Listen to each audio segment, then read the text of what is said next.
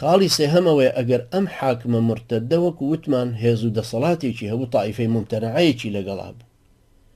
کۆمەڵێکی چەکدار و بەهێزی بەردەورەوە بوو ئەمە لە پێناوێ ئەگەر ئەجەنگان جەنگکردن بەرامبەریان هەر فەرزە نەوعی جەنگکردنەکەش بەرامبەریان جیهاد فی سەبیلیلایە کوژرانی ئەوان وەکو حاکمە کافرەکەیە چونکە خوای گەورە فەرمێ وەمەن یەتەوەلەهم منکم فإنه منهم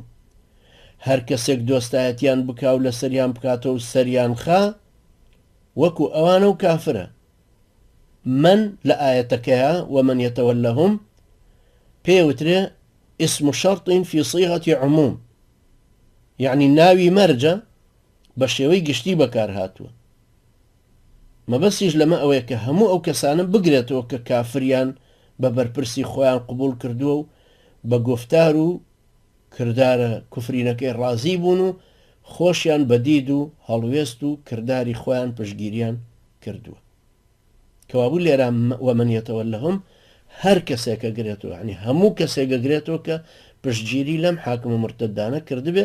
ئەویش ئەچێتە ئەوانەوە فإنه منهم ئەچێتە ڕیزی ئەو حاکمە مرتەدە و حکمی ئەوان وەرەگرێت محەممەد بن عەبدولوهاب رحمه الله لە مەجموعەی تەوحید وەکو ئێستا هەمووی چاپ کراوە پێکەوە لە پەڕەسی و هەشتا کتێبەکەی ئەویشە ئەفەرمێ یعنی باس لەوانەکە کە پێچەوانەی ئیسلامەوێتەوە دژایەتی لەگەڵ ئیسلامە هەیە ئەفەرمێ پشتیوانیکردنی مشریکان و یارمەتیدان و هاریکاریان دژ بە مسلمانان لە ڕیزی ئەم نەواقیضەیە لە ریزی ئەمانەیە کە پێچەوانەی شایەتمانەکەن و شایەتمانەکە هەڵەوەشێن و مسلمانێتێکە لا ئەبن ئەنجا ئەفەرمێ بەڵگەی ئەمەش ئەوەیە ئەمە هەیەتەوە من یەتەوەلەهم منکم فإنه منهم إن الله لا يهدي القوم الظالمين هەر کەسێک دۆستایەتیان بکات و لە سەریان بکاتەوە ئەوە وەکو ئەوان کافرە خوای گەورە ڕێنمایی کەسانی ستەمکار ناکە ئەنجا فەرمێت جەنگ دژی ئەوانە هەر لە توخمی جەنگی دژی مرتەدەکانە ئەگەر چی شایەتمانی ژەهێنن هەندێک لە دروشمەکانی خواپەرستیش ئەنجامەدەن چونکە بە ڕەفتاریان دژی ئیسلام وەستاونەتەوە و لە پێناوی غەیری خوایە جەنگاون خوای گەورەش لە وەسفی جەنگاوەرانی ئەو دوو بەرەیە فەرمێ الذين آمنوا يقاتلون في سبيل الله والذين كفروا يقاتلون في سبيل الطاغوت مسلمانان لە پێناوی خوایە ئەجەنگن و کافرانیش لە پێناوی تاغوتە هەر کەسە بە گفتار یان بە کردار کافر سەرخات و پشتیوانی لێ بکە وە کوفرەکەی بەڕەوا بزانێ وەکو ئەو کافرە بێ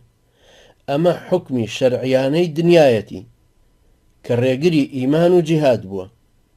لەوانەیە لە ناخی خۆیان مسلمان بێ خاوەن هەنجەتێکی شەرعی بێ کە حکمی کوفر لە قیامەتە نەیگرێتەوە بەڵام ئەوە ڕێ لە حکمی شەرعی ناگرێ کە لە دنیایە حکمی کافربوونی بەسەرا بدرێ چونکە ڕەفتار گفتار بێ قەول بێ یان کردار عەمەل شتێکی وای نواندووە کە کوفرە لە مێژووی ئیسلامیشە ئەو حکمە ئاوا هات ئەمە لەو زانستیانەیە کە پێویستە بەناو خەڵکییا بڵاو بکرێتەوە تا هەر کەسە و هەڵوێستی خۆی لە بەرچاو بێ تا بزانێ بۆچی ئەژی و بۆچی ئەمرێ کەوابوو ئەمانەش کە لە سەریانەکەنەوە